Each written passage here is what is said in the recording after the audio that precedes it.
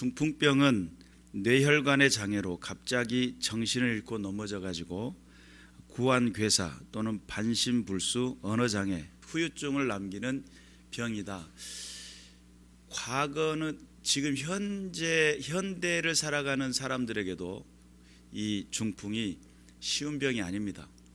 물론 의료술도 많이 발달돼 가지고 고쳐질 수도 있겠지만 문제는 그때 당시는 더 어떤 이유인지도 알지도 못했고 왜 쓰러지는지도 왜 어떻게 돌아가는지도 모르는 그런 상황들이었겠죠. 오늘 이 본문의 2절의 말씀에 보니까 침상에 누운 중풍병자 이렇게 표현하고 있죠. 그래서 침상에 누웠다라고 하는 걸 보니까 이 사람의 정도는 아주 중증이었지 않았을까. 주변에서들 보면 이렇게 한쪽 손이 이렇게 오그라져 있다든지 또 한쪽 발이 전다든지 얼굴의 모습이 틀어졌다든지 이런 분들을 종종 보게 되잖아요. 이게 중풍과 연관성이 있기 때문입니다. 정말 현대에도 어려운 병인데 그때 당시는 더 어려웠고 지금 현재 이 중풍병자가 처해 있는 상황은 다른 사람의 보조를 해야만 가능하게 움직일 수 있는 그런 상태였다라고 볼 수 있겠습니다. 이 중풍병자가 예수님을 만난다라고 하는 것이 쉬운 일은 아니었죠. 그리고 예수님의 주변에는 수없는 많은 사람들이 몰려있는 상황입니다. 너무나 많은 사람들이 함께 예수님을 에워싸고 있었고 성경에 오늘 우리가 읽지는 않았지만 마가복음에서는 운신할 수 없을 정도로 사람들이 옴싹달싹 할 수 없을 정도로 밀집된 상태입니다. 그 상태에 한 집에 머물러 있는데 예수님이 그 집안에 머물러 있고 많은 사람들이 예수님의 말씀을 들으려고 주변에 밀집되어 있는 상황이죠. 혼자 호롤단신 찾아와 가지고 예수님 앞에 다가갈 수는 있을지 모르겠어요. 파고들고 양보해달라고 하고 이렇게 해서 들어가서 예수님을 만날 수도 있었겠지만 이 중풍병자는 예수님을 그렇게 쉽게 만날 수 있는 상태가 아닙니다.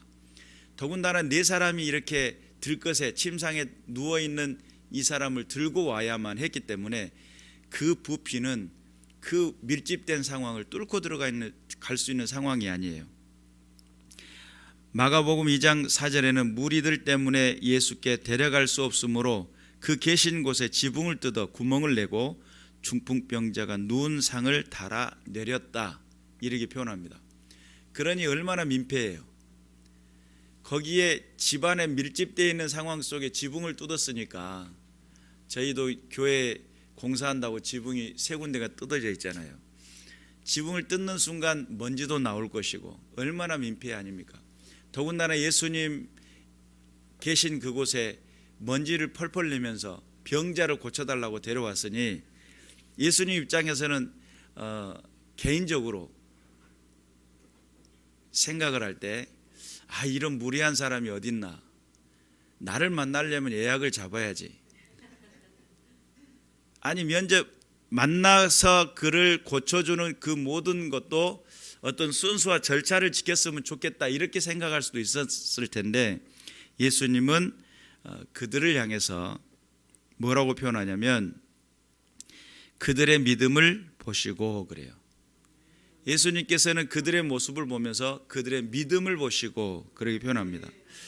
그래서 중풍병자를 데리고 온 그 네 사람의 그 모습을 보면서 예수님은 오직 예수님만 바라보고 행하고 있는 그 모습을 믿음이라고 표현했습니다. 그리고 그 믿음을 통해서 예수님은 무엇을 하세요? 하늘나라의 그 능력을 보여주시죠. 그리고 예수님은 그들의 그 모습이 어떤 사람들의 모습의 그 눈치를 보거나 또 내가 이 지붕을 뜯으면 얼마의 계산이 나올까, 남의 집을 뜯어놨으니 이게 쉬운 일은 아니잖아요.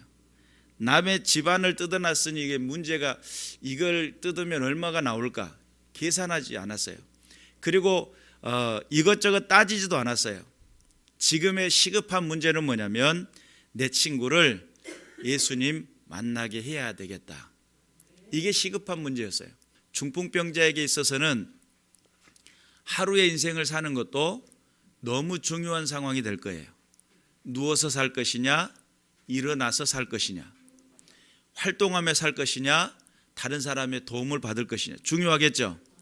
친구들 입장에서는 정말 좋은 친구, 만나서 행복했던 친구, 그 친구에게 정말 건강한 삶을 선물해 주고 싶었을지도 몰라요.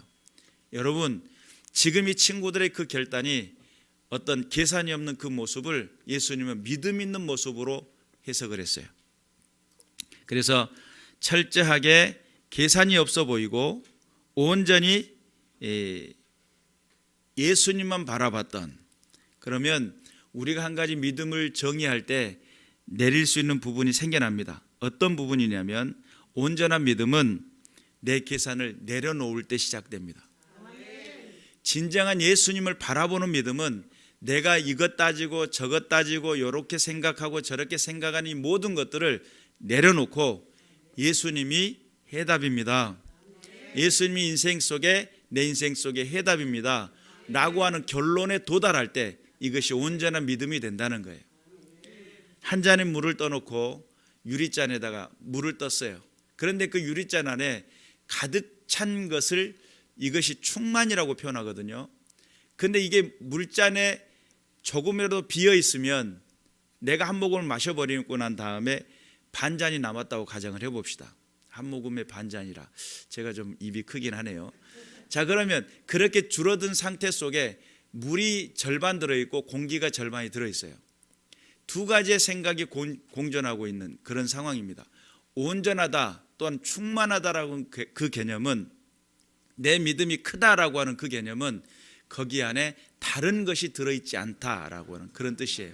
그래서 온전히 다른 공기가 아닌 물로만이 가득 차 있는 상황, 그런 상황이 결국은 하나님께서 보시는, 예수님께서 보시는 온전한 믿음이다 라고 한다는 사실을 믿으시기를 주님의 이름으로 축원합니다.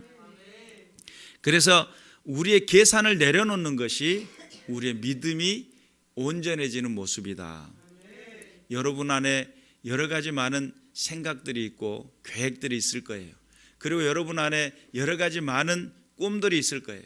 그 모든 것들을 내려놓는 작업이 결론적으로 하나님 앞에, 그 모든 것들을 내려놓는 작업이 하나님 앞에 믿음으로 보이는 것이다. 진정한 믿음 안에서의 저와 여러분의 삶의 현장 속에 든든히 세워져 나가는 믿음의 군사들이 되어야 될 줄로 믿습니다. 예수님께서는 그 믿음을 보시고 예수님께서 친히 말씀하십니다. 어떤 말씀을 하시냐면 친구들의 믿음을 보시고 중풍병자에게 이르되 작은 자야 안심하라, 내 죄 사함을 받았느니라. 지금 현재 중풍병자에게는 뭐가 필요하냐면 죄 사함보다는 지금 여기에서 해방되어서 꼴딱 일어나는 거예요.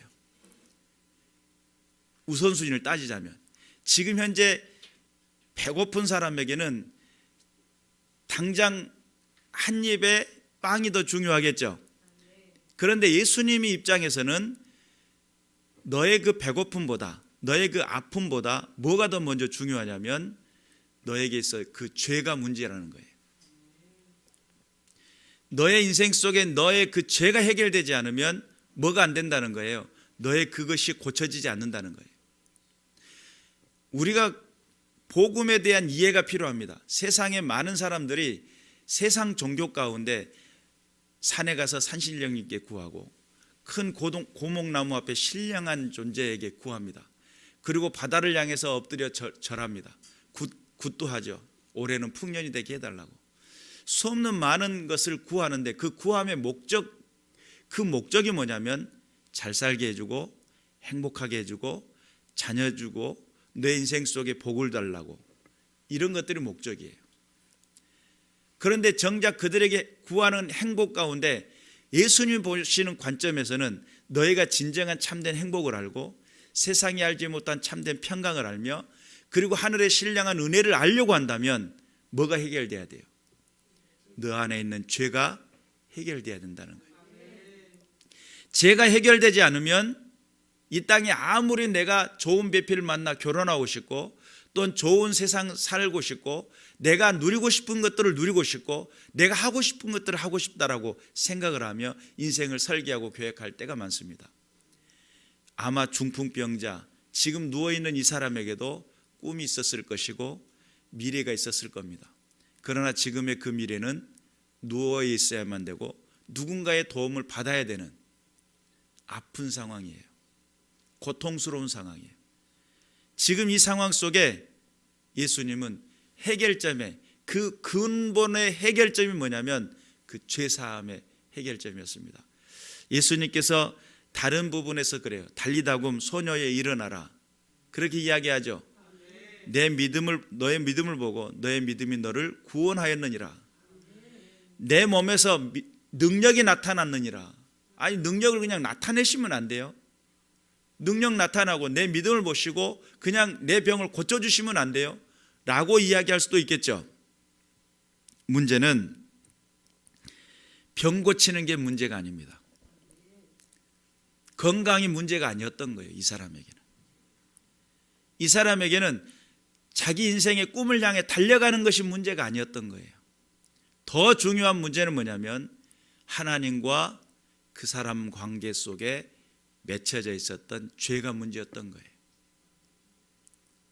여러분, 인생 속에서 하나님 앞에 인생을 잘 살아보고 행복하게 살아보려고 여러 가지 많은 계획들을 세울 겁니다. 중요한 것은 하나님과 나 사이에 하나님 눈을 가리우고 하나님 귀를 막아버리고 하나님이 우리의 기도의 소리를 듣지 못하게 만드는 게 뭐냐면 죄 때문입니다. 그 죄가 얼마나 크고 위중한지, 그 죄가 얼마나 큰 하나님 앞에 하나님의 마음을 아프게 하시는 것인지 우리는 이해해야 될 줄로 믿습니다. 당신의 아들 독생자 예수 그리스도를 십자가에서 내어주시기까지 무엇을 싫어하셨어요? 죄를 싫어하셨어요. 예수님은 이 중풍병자에게 너 지금 병이 고쳐질지어다 이렇게 기도해 주면 좋겠어요. 중풍병자 입장에서는 당장의 침상을 들고 걸어가라 이렇게 소망 있는 이야기를 해주면 좋겠어요. 너의 인생 속에 앞으로 미래에 희망이 있을 것이다 이렇게 격려해 줬으면 좋겠어요.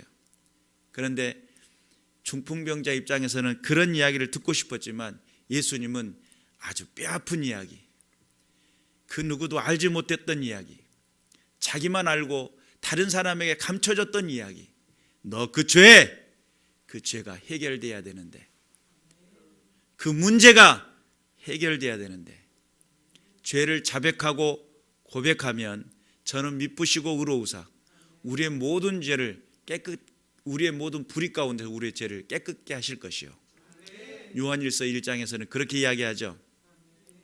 우리가 죄를 자백하면 우리 주님은 그것을 해결해 주실 거예요. 그러나 하나님이 내 마음 아시죠? 그러면서 내 마음 아실 거라고만 이야기하고 내 입술로 고백하지 않았어요.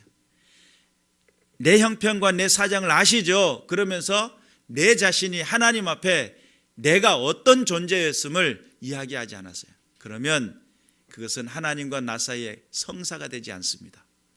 하나님과 나 사이에 회복이 되지 않습니다. 사람과의 관계도 마찬가지예요. 암묵적으로 이해하겠지. 그런데 사람들은요, 귀가 두 개가 있는데 한쪽으로 어찌됐든 한쪽이 됐든 두 쪽이 됐든 다 들어야만 돼요. 그래서 자꾸 고백해달라 그러잖아요. 유명인 연예인과 나 닮았다는데 누가 이뻐? 이렇게 질문하잖아요.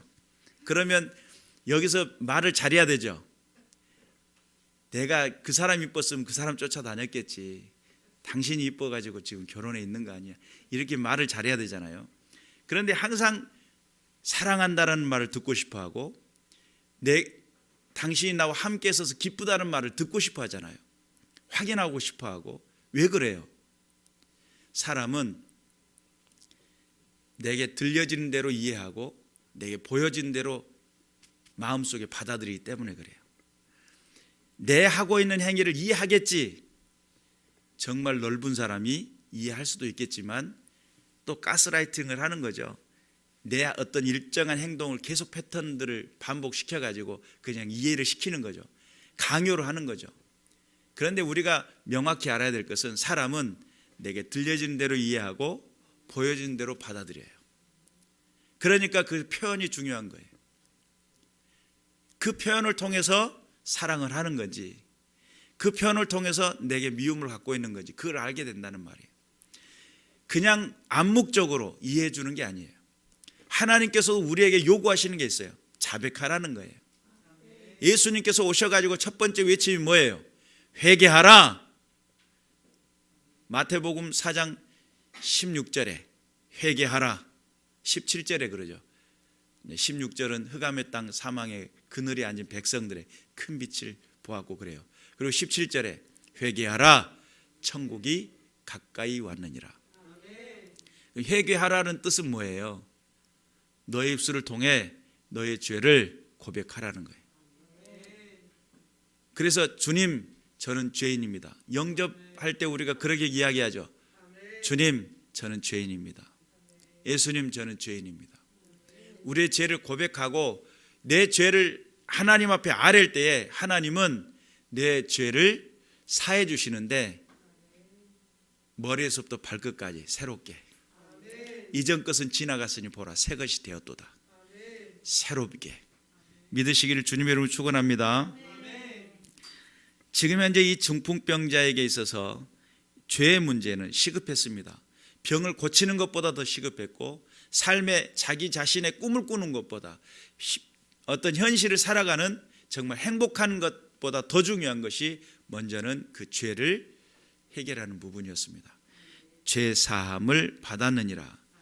믿음을 가지고 나오는 백성들에게 예수님은 죄를 해결해 주시고 용서해 주시고 하나님의 자녀 삼으신다는 사실을 믿으시길 바랍니다. 그런데 3절에 보니까 어떤 서기관들이 속으로 이르되 이 사람이 무엇을 했다? 신성을 모독했다. 당시 죄에 관한 문제는 제사장밖에 권한이 없습니다. 이 제사장이 죄에 관한 권한을 위탁을 받았던 적이 출애굽하면서 아론이 제사장이 되었잖아요. 아론이 제사장이 되는 문제를 가지고 수없는 많은 사람들이 도전을 했어요. 그리고 아니 왜 아론에게만 특권을 줍니까? 이 죄의 문제를 해결하는 부분에 있어서 그래서 제사를 통해 가지고 제물을 하나님 앞에 드리면 이 제물을 받고 죄를 전가하는 겁니다. 네가 분명 죄를 지어서 죽게 생겼지만 이 제물을 통해서 희생 제물을 통해서 너의 죄를 대신해서 얘가 죽는 거야. 그리고 너는 죄를 사함 받았어 라고 하는 죄를 사해 줘요. 죄를 지을 때마다 구약에서는 제물을 가지고 하나님 앞에 드리고 죄를 대신 대속해 주는 그것이 구약이 가지고 있었던 모습이에요. 그런데 죄의 문제를 건드리는 이 사건은 결국은 신성모독이다 이렇게 표현을 했잖아요. 하나님의 권한에 도전한 것이다 라는 그런 뜻이에요. 그런데 여러분 사실은 그때 당시 이스라엘 백성들은 제도에 딱 묶여 있었어요. 율법이라는 제도에 묶여 있었고 그들의 모든 삶이 하나의 나라의 근간이 말씀을 기초로 한 율법, 구약이라고 하는 그 개념 아래 딱 고착이 돼 있었어요. 그리고 이 죄의 문제는 누구만이 할 수 있다는 거예요. 아론의 후에 제사장들만이, 레위지파의 제사장들만이 이 죄의 문제를 다룰 수 있다라고 결론을 내리고 있었어요. 그리고 신성모독이라는 개념은 하나님의 권한에 도전했다 이런 뜻도 있지만 사실은 그 제도를 건드린 겁니다. 여러분 예수님이 십자가에 못 박혀 죽으신 이유 중에 가장 큰 이유라고도 표현할 수 있는 부분이에요. 예수님이 성전을 청소하잖아요. 그것도 예수님이 십자가에 죽을 수밖에 없는 이유 중에 한 가지예요. 그 제도권을 건드린 거죠. 사실은 밖에서 사칭하는 거, 사칭이라고 봐야 되겠죠. 그들 입장에서는 예수님이 제사함의 권한을 했으니까 제사장의 권한을 사칭한 거예요. 그런데 사실 실제적으로 집안까지 쳐들어와 가지고 하는 성전 청소를 했기 때문에 그 문제는 이건 더 이상 그 권력을 지금 그들의 권한을 침해한 것이었기 때문에 견딜 수가 없었어요. 그것이 하나의 연관성을 가지고 있는 겁니다. 신성모독이다라고 하는 것은 이스라엘 백성들에게 있어서는 그들이 가지고 행할 수 있는 제사장에 부여한 하나님의 권위라고 했어요. 그 권위를 인정해 주는 사건들이 구약, 출애굽, 또한 레위기, 민수기, 신명기, 여기 안에 여러 가지 많은 사건들이 들어있어요. 사람이 죽거나 땅이 갈라져서 막 250명이 한꺼번에 죽거나 쌍난 지팡이를 하나님 허락하시잖아요. 그러니까 그 고난이 어떤 고난이냐면 하나님께서 특별히 부여하신 고난이에요. 그러니 하나님이 정하신 것은 결국 하나님의 그 고난에 도전하는 것과 같았어요. 구약으로 말하면 제사장의 고난에 도전하는 것은 죽음이었어요.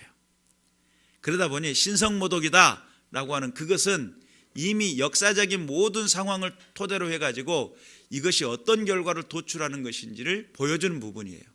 신성모독이다, 너는 죽어야 돼, 이런 뜻이에요.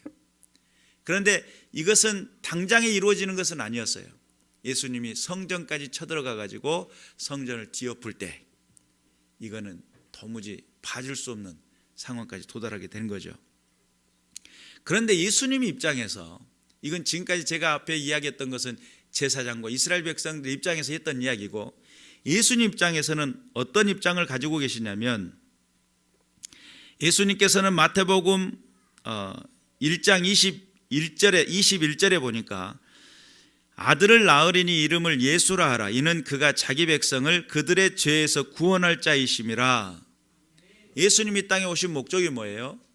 자기 자신의 백성들을 죄에서 구원할 자라는 거예요. 죄의 문제를 다루실 분이에요.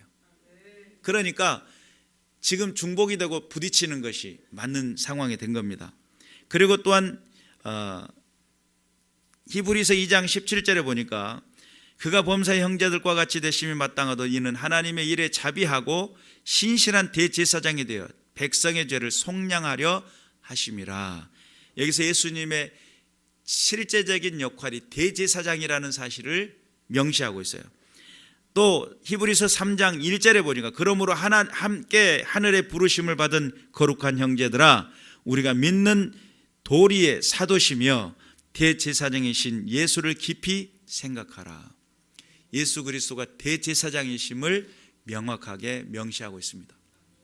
그러니 예수님이 땅에 오셔가지고 죄의 문제를 다루시는 것이 결코 이것이 우연도 아니고 객기를 부리는 그냥 분수에 지나친 행동을 하는 그런 모습도 아니에요. 예수님이 땅에 오신 분명한 목적, 그 사명을 이루고 계신다라고 하는 사실을 믿으시기를 주님의 이름으로 축원합니다. 그래서 예수님이 죄사함을 선포한 이 사건을 토대로 십자가에 죽을 이유가 한 가지가 생기게 된 겁니다. 예수님이 죽어야 될 이유가 생긴 거예요. 이스라엘 백성들이 예수님을 죽여야지 여러 가지 많은 이유가 있었을 거예요. 자기들보다 더 잘난 것도 기분상에 죽겠는데, 예수님의 말씀을 전하는데 권위가 일반 서기관이나 제사장들이 하는 그런 말씀이 아니라는 거예요. 그의 말에는 권위가 있더라는 거예요. 권세가 있다는 거예요. 그 말씀을 들으면 막 마음에 막 충동이 오고 감동이 오더라는 거예요. 왜 그랬을까요? 진리의 말씀, 생명의 말씀을 전했기 때문이에요. 그리고 하나님의 그 보내신 자의 그 말씀을 전했기 때문이에요. 심령을 울리는 거예요. 우리가 생각하는 구태의연한 이야기가 아니라 그 내면에 깊이 들어있는 그 죄성을 보았고 그들의 인생에 잘못된 것들을 지적하고 이야기하고 있었기 때문이죠. 그러니 그들의 인생 속에 예수님을 만난다는 것은 기적이고 행복이고 기쁨이 되어야만 했지만, 그들은 무엇에 묶여 있어요? 제도와 습관과 형식에 하나님의 거룩한 뜻을 바라보지 못하는 그 어리석음 속에, 그리고 그들이 하고 있는 그 말씀 속에 신성모독이다 라는 그 말에 예수께서 그 생각을 하시고 이르시되 너희가 어찌하여 마음에 악한 생각을 하느냐 라고 말씀을 하십니다. 그래서 악한이라고 하는 이 단어가 포네로스라고 하는 단어인데, 아픈, 악한, 불행한, 병든, 비난받을 만한 이런 뜻이에요. 그러면 악하다라고 하는 그 내면 속에는 병든이라는 뜻이 들어있잖아요. 사람이 악해지는 것은 마음에 병이 들기 때문입니다. 너의 마음의 그 생각이 악함을 보시고 예수님께서 하셨다는 거예요. 그러면 예수님이 실제적으로 오셔가지고 싸운 게 뭘까라고 봤을 때 그 마음속에 자리 잡고 있는 것들과 싸웠어요. 이해가 되십니까? 이게 이해가 돼야 복음이 조금 더 마음속에 와닿아요. 그리고 내가 어떤 삶의 자리에 있는지를 명확히 보게 돼요.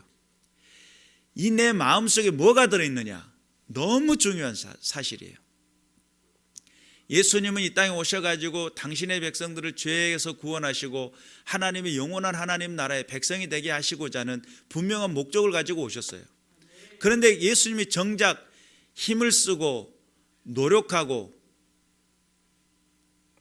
다투고 했었던 그 근본적인 게 뭐냐면 그들의 마음속에 일어나는 생각들이에요. 사람이 입으로 들어가는 것이 사람을 더럽게 하는 것이 아니라고 예수님이 그랬죠.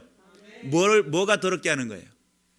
이 마음에서부터 나오는 것들, 이 속에서부터 나오는 것들, 탐욕과 탐심과 음란과 시기와 질투와 미움과 다툼과 분쟁과 이런 것들, 이 마음에서 나온다는 거예요. 그러니까 사람이 겉으로는 좋아 보여요. 겉으로는 건강해 보이고 좋아 보여요. 그런데 그 속에 좋은 나무는 좋은 열매를 통해서, 그런데 내 안에 나는 겉으로는 좋아 보이는데 열매가 나쁘다면 열매는 내 말이 될 수가 있어요. 내 성품이 될 수가 있어요. 열매는 내 가지고 있는 감정이 될 수도 있어요. 내 안에서 일어나는 감정이 사랑의 감정이 될 수도 있고 일어나는 감정이 미움의 감정이 될 수도 있어요. 내가 가지고 있는 온유가 될 수, 온유는 성품으로 표현할 수 있어요. 내가 가지고 있는 겸손과 온유가 될 수도 있지만 내 마음속에 거만과 교만이 될 수도 있어요. 이게 성품이 될 수도 있어요. 그래서 내가 가지고 있는 이 마음의 싸움을 예수님은 대면하고 있는 이스라엘 백성들, 제도와 율법과의 싸움도 싸움이었지만 그들의 내면 속에 너희들 속에는 하나님이 없구나, 바리새인들을 향해서 그렇게 이야기해요.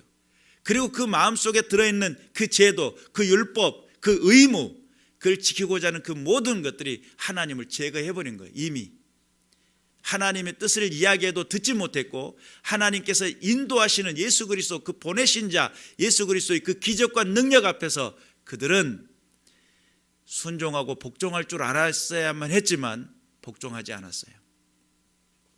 그래서 그 악한 생각, 병든 생각, 아픈 생각, 건강하지 못한 생각, 그것이 1차적으로 예수님은 그 모습과 더불어 다투고 싸워야만 했어요.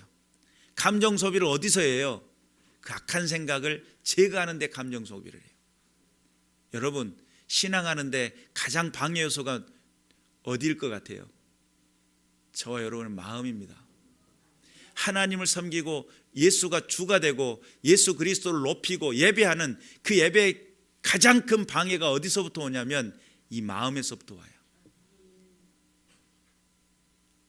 그분을 주로 섬길 것이냐, 그분을 친구로 섬길 것이냐, 그분을 내가 부려먹는 존재로 생각할 것이냐, 이 마음에서부터 와요. 예수님을 어떤 존재로 인정했느냐, 너무 중요해요. 내 마음에서 그분을 주로 섬기고 예배하는 모습으로 내 마음이 성전이 되었느냐, 이건 다른 문제예요. 그러니까 우리의 마음이, 예수님이 그래요. 어찌하여 악한 생각을 하느냐라는 거예요. 어찌하여. 우리의 신앙자들이 쓸데없는 걱정에, 너무 쓸데없는 걱정에 힘을 뺄 때가 너무 많습니다. 너무 세상적인 염려에, 아니 산신령님 앞에 기도할 때도 그런다니까요. 비나이다 비나이다, 산신령님께 비나이다. 내 올해 한 해는 운수가 대통하게 해주시고 내 자손들은 건강히 아주 짱짱하게 건강하게 해주시고 기둥처럼 든든하게 해주시고 좋은 배필 만나게 해주시고, 이건 세상에서 기도하는 것과 다를 게 없어요. 세상 풀이, 삶의 풀이, 내 염려, 내 모든 염려, 근심, 이것들로 고착되어 있다고 한다면 그 신앙은 병든 신앙이라니까요.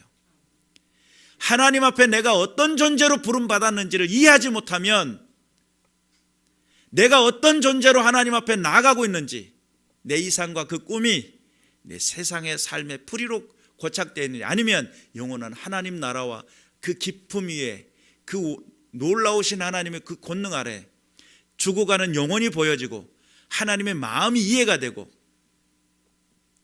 바울이 그래요. 누가 주의 마음을 알아? 가르칠고 그래요. 우리 주님의 마음에는 관심이 없어. 뭐만 관심 있어? 나에게만 관심이 있어요. 내 인생에만 관심이 있어요. 내가 잘 되는 것만 관심이 있고요. 내가 건강하는 것만 관심이 있고요. 내가 누구를 만났고 내가 어디에서 커피를 마셨으며 내가 어떤 삶의 자리에 영위를 하고 있는지, 이런 것만 관심이 있어요. 젊은 청년들은 좋은 배필을 만나 잘 결혼해야지, 또 좋은 직장을 만나 잘 살아야지, 이런 것만 관심이 있어요. 내가 어떤 존재로, 내가 하나님의 자녀로서 어떤 존재의 위치에 있고 어떤 삶의 자리에 있으며 내가 보는 이상이 무엇이고 보는 세상이 무엇인지, 이런 거에 관심이 있는 것이 아니라. 그러니까 청년들 앞에 놓고 설교를 할 때 연애는 어떻게 하고 연애 상담해 주면 눈 초롱초롱해지고, 예수 복음 이야기하면 눈 갑자기 그냥 어두워지면서 캄캄한 밤에 막 이러고 있어요. 그리고 진로 걱정하고 있는 고3생들한테 진로는 어느 학교를 선택하면 좋을 것인지 이야기하면 막 초롱초롱해졌다가 하나님의 말씀 이야기하면 내 모두 좀 나홀로지고 전지다 못해 자빠지고 앞으로 기울었다 뒤로 자빠졌다 졸고 앉아있고. 진정한 참된 의미를 알지 못하면 망한다니까요. 우리가 깨어있어야 될 줄로 믿습니다. 예수 그리스도가 이 땅에 오셔가지고 당신의 사명을 하고 있는 동안 예수님이 말씀하면 듣고 목사님이 이야기하면 안 듣고, 예수님이 그래요. 죽었다 살아나도 믿지 못할 것이다. 거기에는 모세도 있고 율법이 있다. 그 말을 듣지 않으면 죽었다 살아난 기적이 나타나도 못 믿는다는 거예요. 예수님이 말씀하시면 들을 것 같은데 목사님은 신뢰가 안 간다, 이렇게 생각할 수도 있잖아요. 근데 사실은요, 예수님 당시에 성공했다면 십자가에 죽으셨겠어요? 그들을 설득하는 데 성공했다면 십자가에 죽으셨겠냔 말이에요. 예수님이 그 땅에서 복음 전하는 동안 얼마나 반대자가 있어가지고. 바울은 어떻습니까? 돌에 맞아 죽었다고 내쳐놨어요. 또 전합니다. 태장을 몇 번 맞고, 그가 고통받은 이야기 고린도후서 11장에 얼마나 많은 이야기로 써놨지 않습니까? 아니, 복음이 힘이 되고 능력이 되면 환영받고 환대를 받아야 되는 그런 것들인데, 문제는요 마음의 상태입니다. 어찌하여 악한 생각으로 하나님의 말씀 앞에 순종하지 못하는 거예요. 우리가 이 부분에서 깨어있지 않으면 결론적으로 하나님의 뜻을 정확하게 알지 못합니다. 예수님은 그들의 모습에 그 악한 것을 지적하셨고, 그리고 죄사함을 받으니라는 말과 걸어가라 하는 말 중에 어느 것이 쉽겠느냐? 인자가 세상의 죄를 사하는 권능이 있는 줄을 너희로 알게 하려 하노라. 예수 그리스도가 어떤 존재인지를 보여주기 위한 표본이었어요. 그리고 중풍병자 말씀하시되 일어나 내 침상을 가지고 집으로 가라. 이때 중풍병자는 그 다툼을, 예수님과 서기관 다투고 있는 모습을 지켜만 봤어요. 누워서. 그때까지도 못 나왔어요. 예수님이 일어나 걸어가라 하니까 일어난 거예요. 그 기적을 보고 무리가 보고 두려워하며 이런 권능을 사람에게 주신 하나님께 영광을 돌렸다는 거예요. 여러분, 우리가 하나님을 믿는 믿음이 든든해지시길 바랍니다. 좌로나 우로나 치우치지 마시길 바라고, 철저하게 주의 말씀 앞에 든든히 세워져 나가는 믿음의 군사들이 되어야 될 줄로 믿습니다. 이 세대 속에서 정말 진정한 뜻이 무엇이고 나를 부르신 그 목적이 무엇이며 어디를 향해 달려나가고 내가 어떤 세상의 꿈을 꿀 것인지를 볼 줄 알아야 돼요. 하늘에 나는 새를 보라, 또 들에 핀 백합화를 보라. 입히시고 먹이신다는 거예요. 먹는 문제 걱정하지 마시고 입는 문제 걱정하지 마시고, 돈을 쫓아가면 돈 때문에 망한다니까요. 여러분, 건강 염려하면 건강 염려증 걸려요. 하나님 앞에 하나님께서 원하시는 믿음의 자리에서 찬송을 결정하고 감사를 결정하고 예배를 결정하고 주의 뜻대로 살아야지 믿음을 결정할 때에 하나님께서는 여러분의 모든 삶의 모든 문제에 입히시고 먹이시고 그런 거 염려하지 말라는 거예요. 먼저 그의 나라와 그의 의를 구하라. 하나님의 뜻을 이룰 줄 아는 믿음의 군사들 되시길 바라고, 이 세대 속에 세속적이고 세상적인 것을 추구하고 있는 이들에게 악하다, 성경은 그렇게 표현합니다. 병들었다 이렇게 표현합니다. 여러분, 육체가 병든 것은 마음이 건강하면 일어날 수 있어요. 그러나 내가 육체가 건강함에도 불구하고 마음이 병들잖아요. 그 사람 병 옵니다. 병이 오는데 어떻게 와요? 반드시 옵니다. 마음이 병들잖아요. 그러면 반드시 병이 찾아오는데 건강한 육체를 가지고도 병든 인생을 살아가요. 이해가 되십니까? 내 육체에 병이 왔는데 마음이 건강하고 마음에 힘이 있잖아요. 내 마음에 힘이 있어요. 결단하고 그 의지에 결단이 있고 힘이 있어요. 그러면 육체의 그 질병을 이긴다고 성경은 표현하고 있어요. 그런데 그 마음이 무너지면 어떻게 돼요? 너무 피폐하게 무너져요. 제가 알고 있었던 어떤 권사님이 그가 중풍이 왔어요. 근데 이 권사님이 중풍이 와가지고 딱 절반을 못 쓰는 거예요. 걸을 때 다른 사람은 5분이면 걸어올 거리를 30분 동안 걸어서 교회를 와요. 그리고 찾아와가지고 걸레를 빨아가지고 교회 청소를 한다고 이렇게 있어요. 제가 섬겼던 교회인데 그 권사님의 그 모습을 보면서 다른 사람들 같으면 내가 아프니까 쉬어야 되잖아요. 내가 힘드니까 포기해야 되잖아요. 그러면 쉽게 주저앉았을 거예요. 그런데 그는 끊임없이 잦은 걸음이지만 찾아 나왔고, 힘들었지만 그 걸레를 붙잡고 다른 사람이면 순식간에 닦고 지나갈 자리를 거기서 계속 이러고 있는 거예요. 어떤 분이 그랬다는 거예요. 교회 청소하면 건강이 찾아온다고. 그러니까 그걸 믿음을 가지고 계속 하는 거예요. 그가 일어날 때 쉬웠겠어요? 그가 그것을 걸레를 빨아와 가지고 닦을 때 쉬웠겠냔 말이에요. 어려웠겠죠. 마음이 아픈 게 아니에요. 그는 육신이 아팠지 마음은 건강했고 하나님 앞에 의지가 있었고 행할 수 있는 믿음이 있었단 말이에요. 그 믿음은 아픈 선한 믿음이에요. 악한 믿음이 아니라 선한 믿음이에요.